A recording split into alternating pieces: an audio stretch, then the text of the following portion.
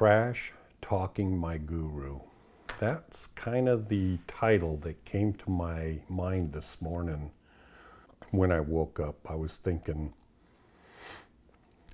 about the actual truth of my personal experience. So maybe that will help you in some way to relate to reality. I've got on my iPad here, I've got like 3 or 4 things I wanted to talk about. And it's funny how I was just checking my iPad and noticed, I make these notes throughout the weeks or months or whatever.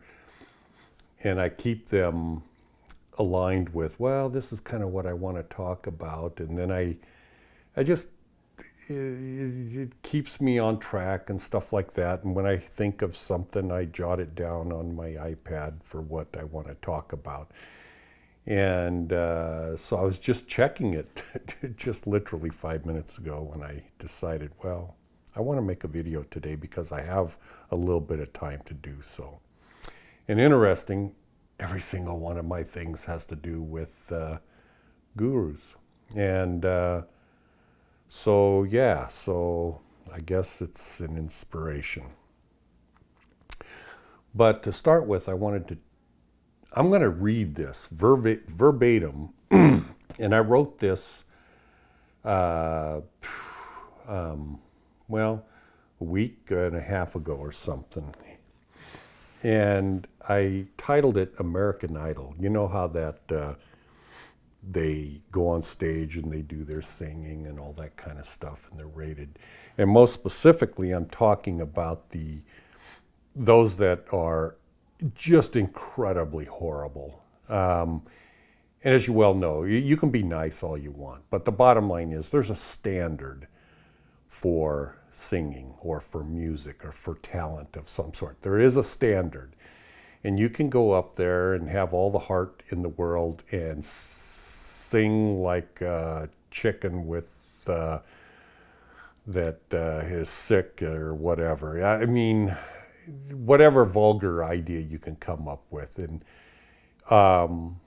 that's just not good. I don't care what your heart says or what you think or what people have told you. The bottom line is you're either good or you're not good. And some people are just absolutely horrible. I mean, people laugh at them, but they honest to God think that they are good.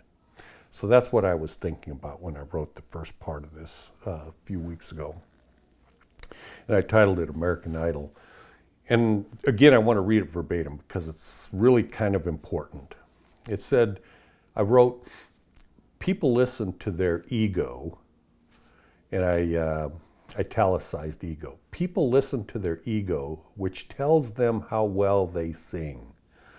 But it's the job of the guru to destroy that delusion and help them to open their eyes to the actual truth. No guru is ever going to be your friend, and not because they don't want to be your friend, but because you would rather have someone kiss your ass than to hear the truth. That's verbatim what I wrote. The next item on my list that how I wanted to tie that together is there's a story, and you know what? I should have looked it up to give credit to whoever came up with the story, poem, whatever, but I didn't. But needless to say, somebody came up with this, and I'm going to tell it because it's kind of important. And it deals with enlightenment and such, and that's what this topic is about too. So if you've heard the story, or if you haven't heard the story, either way, I'm going to go through it pretty quickly because I don't want to waste too much time on it. There is a situation where a captain of a ship is out on the stormy weather and the fog and all that kind of stuff. And so they use these lights off, on, off, whatever, to communicate with each other. And the captain says to the other ship, get out of my way, I'm coming in, and you need to change your direction to the right or to the left or whatever. And the other light came back, no, you need to change your direction. And it got heated between the two individuals, signaling each other to the point where the captain of the ship finally said, look, I'm the largest destroyer in the fleet, and the rules of the sea are the largest ship prevails and the smaller one has to change course. And I'm the largest ship in the ocean, and I'm commanding you to change direction. And the other light flashing back said, okay, Captain, but I'm a lighthouse. And instantly the captain of the ship changed direction and went a different way. So what does that have to do with your guru? What does that have to do with enlightenment? Interestingly, nothing changed with the captain. Nothing changed with the ship he was on. Nothing changed with the lighthouse or the individual that was in the lighthouse. The only thing that changed was the attitude of the captain. When he realized that the other person was a lighthouse, in a lighthouse, it didn't matter how big his ship was. He was going to crash and burn.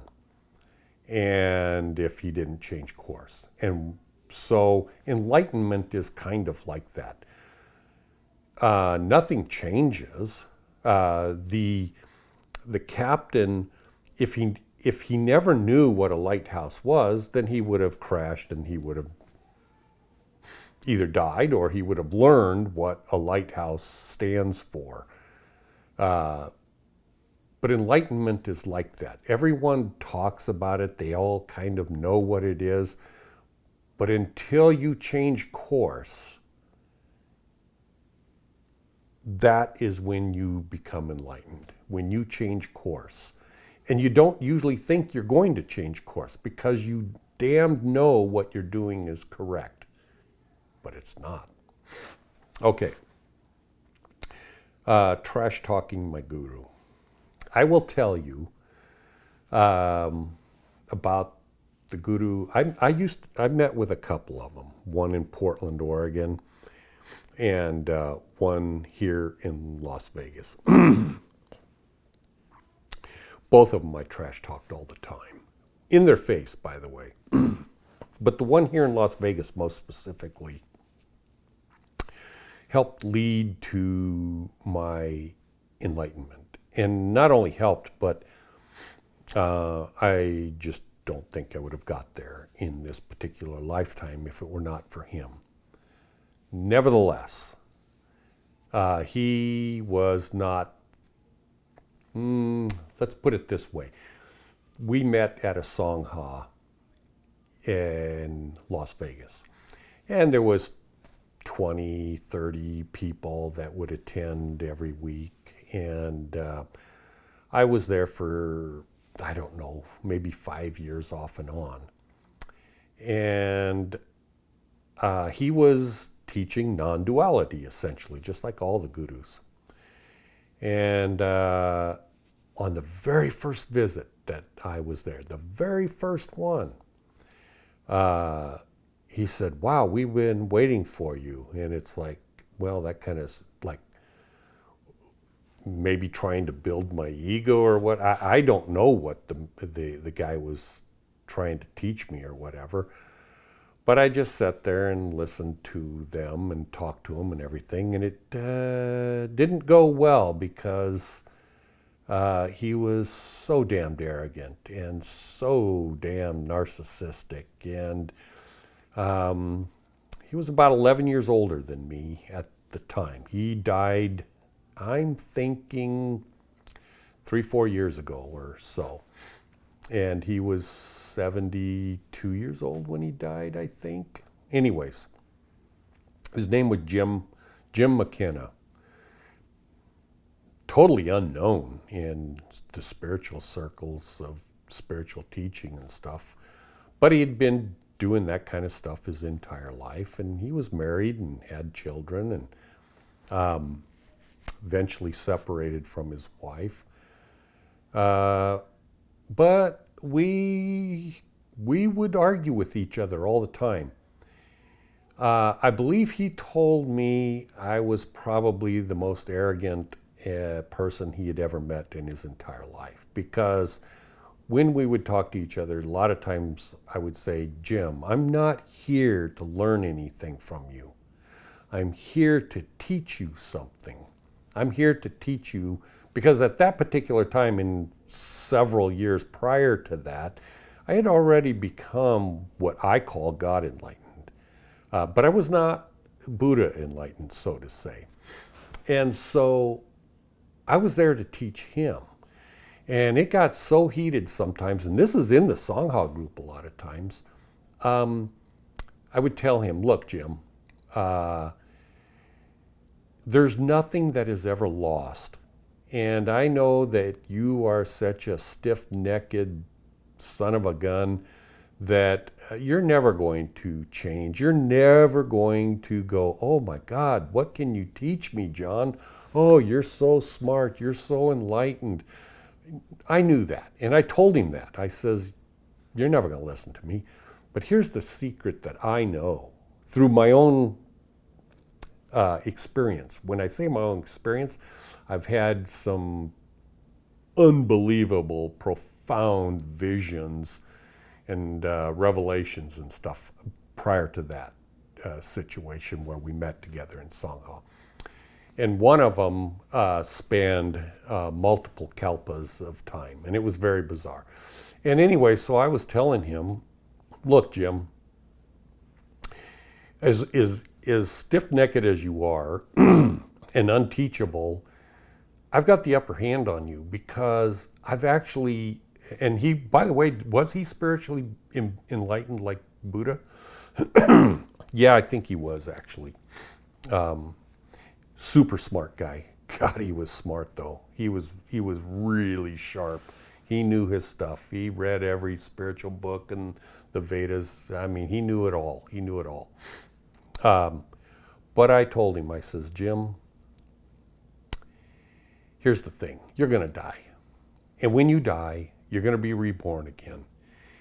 And when you're reborn again, you're going to be a young teenager or something, and you're going to have this thing stuck in your mind about God enlightenment. You're going to have it stuck in your mind that non-duality isn't reflective of the real truth, that it is a fake teaching, that it's dogma, that in fact it is, it leads people astray, that it doesn't reflect the truth. It just brings you to a certain point, and then, of course, you fall from there because you have nothing to hold on to.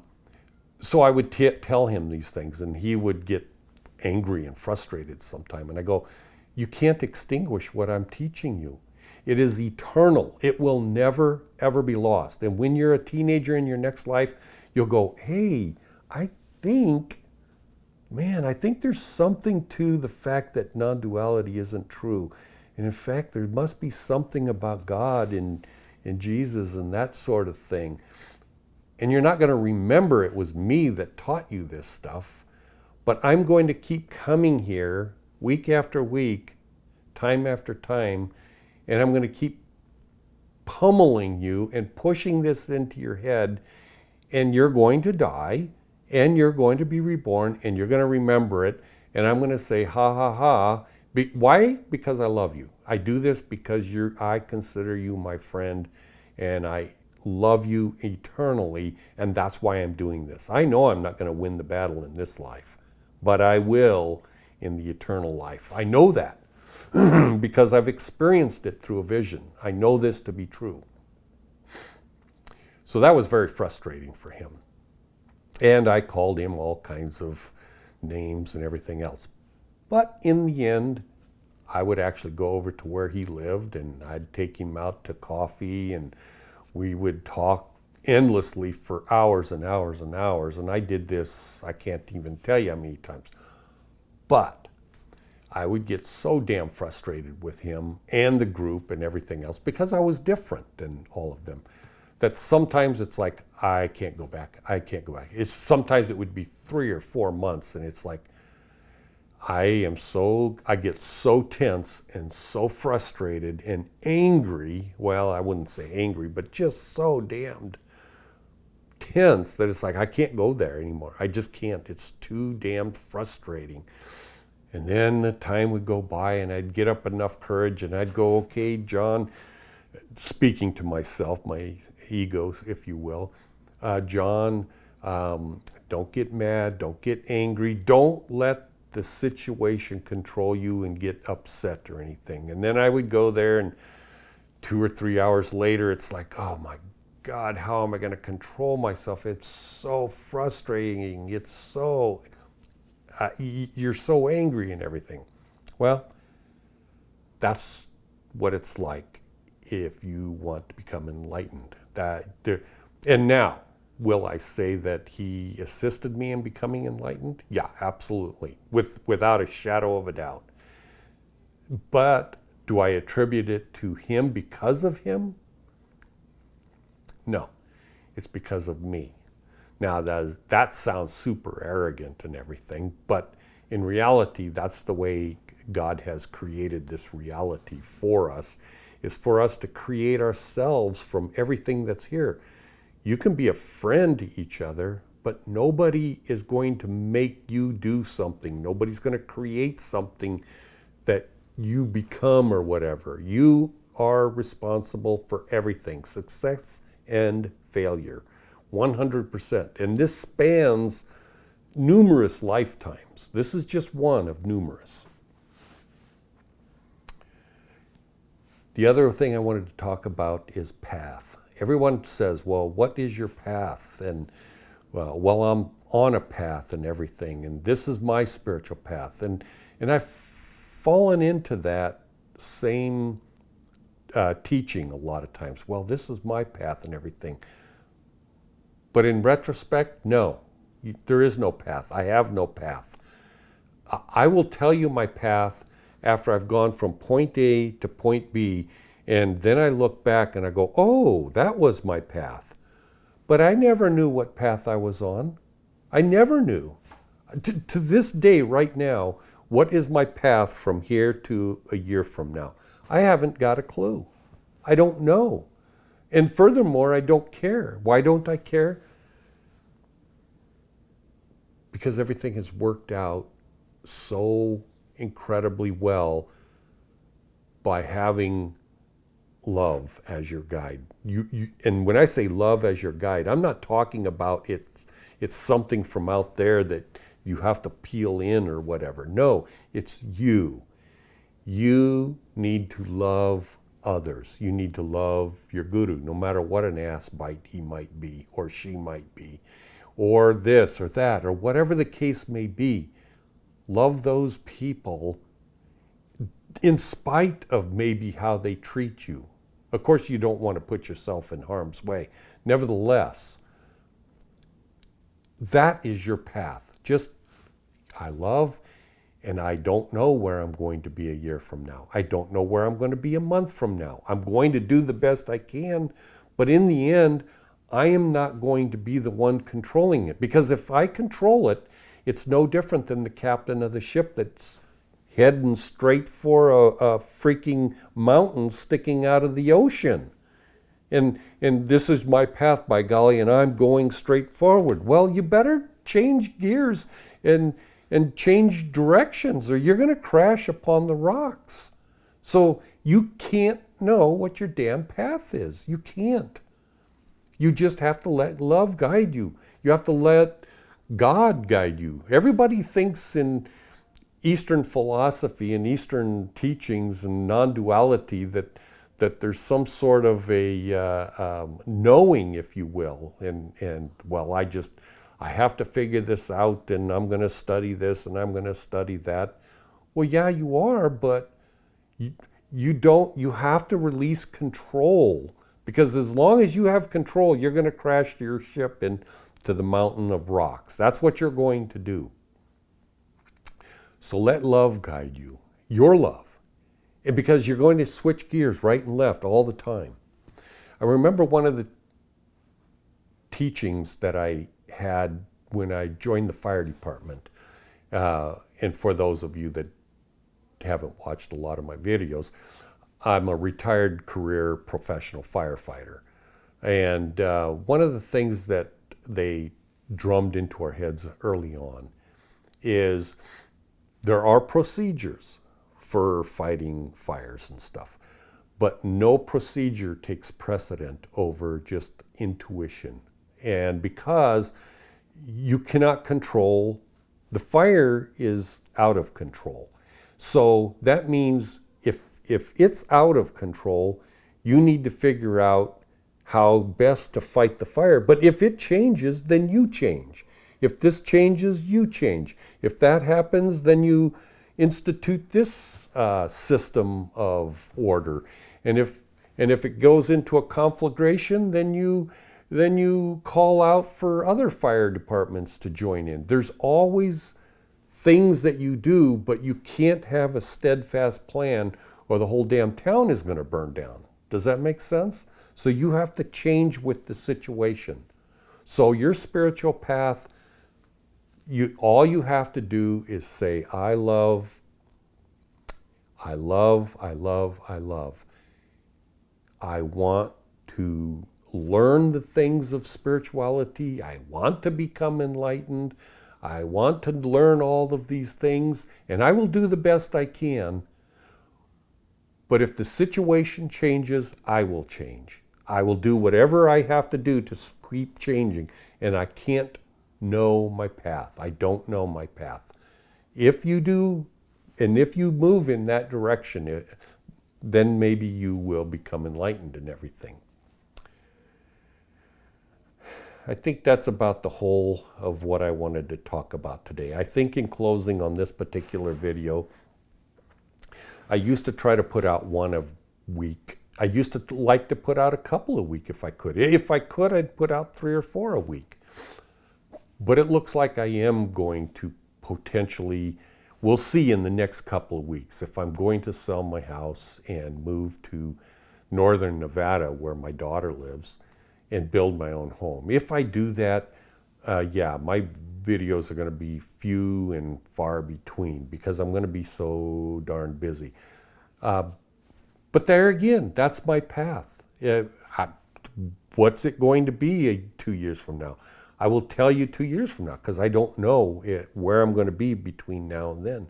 I only know that I will put out videos on spiritual topics as often as I possibly can.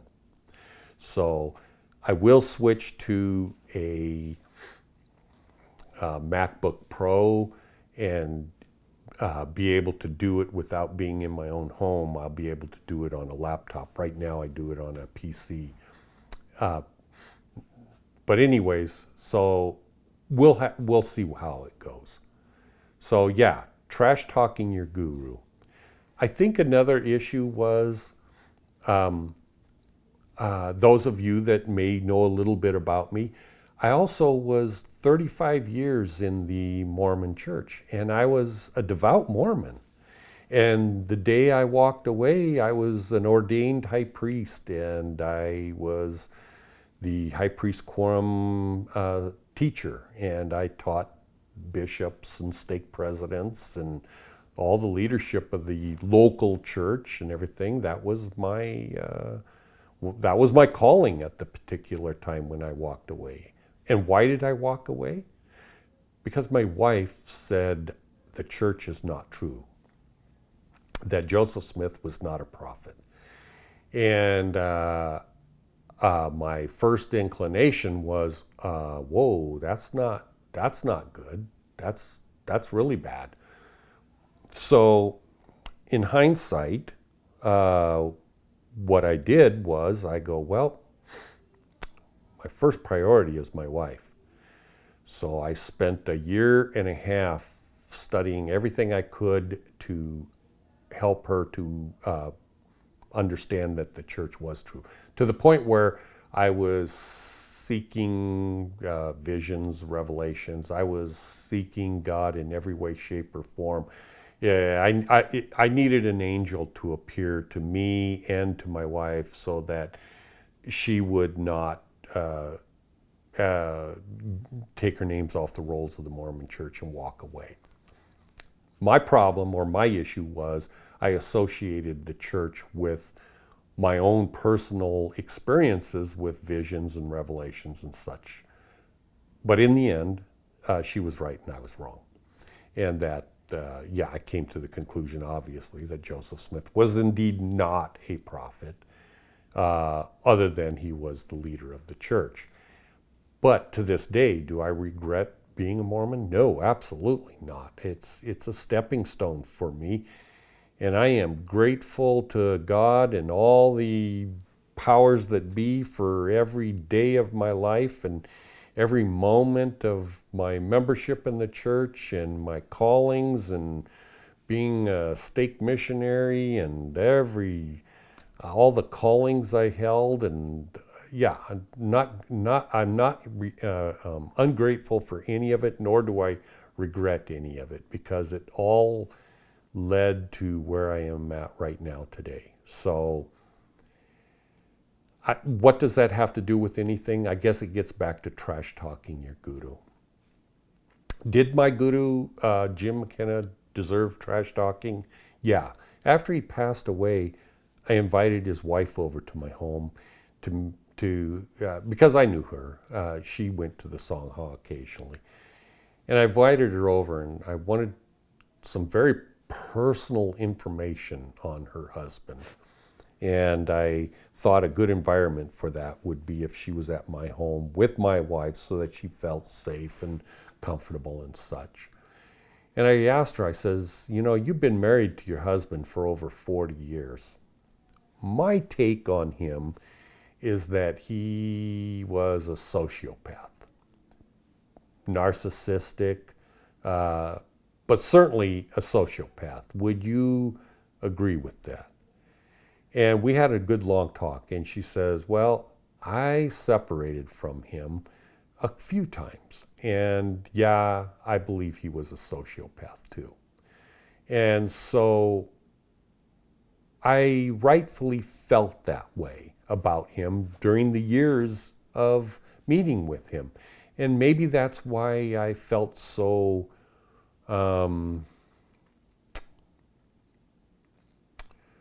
frustrated with him. But in the end, was it necessary that I met with a sociopathic, narcissistic, with a God complex, arrogant POS to help me over the edge, help me to, as my captain, change the course of my path? Yeah, it was necessary that I met with him. And apparently it was necessary that I meet with such an arrogant son of a gun.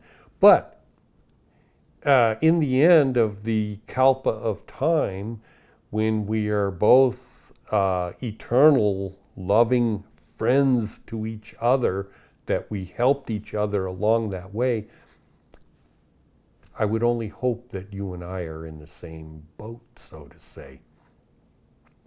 That over the eons of time, the kalpas of time that pass, that's exactly the case.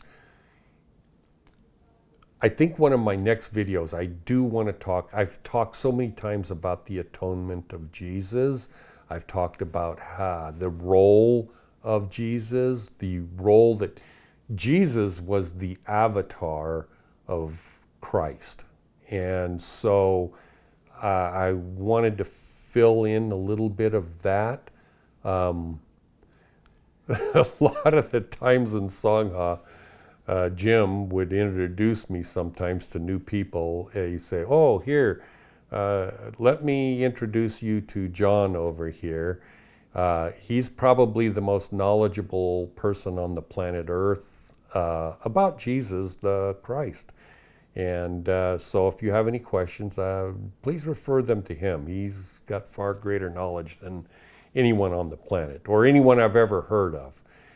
And I'm sitting there like, why is he doing this? Why is he saying these things that are so could be taken inflammatory or whatever. And it's like, now, in my heart and soul, do I actually feel that way? Yeah, I do. I do. But still, why would he say that? It's like, anyways, yeah, he deserved every bit of trash talking. But in reality, I love that man. He was an incredible guru, in my opinion. Even though he had so many flaws, it was unbelievable. I have no idea what this video can do to help anyone out there. I have no idea why I'm even making this video about trash talking your guru. But who knows? Maybe I'm inspired to do so, and maybe it'll help some of you. Thank you for watching. I love you, and I hope you have a good time.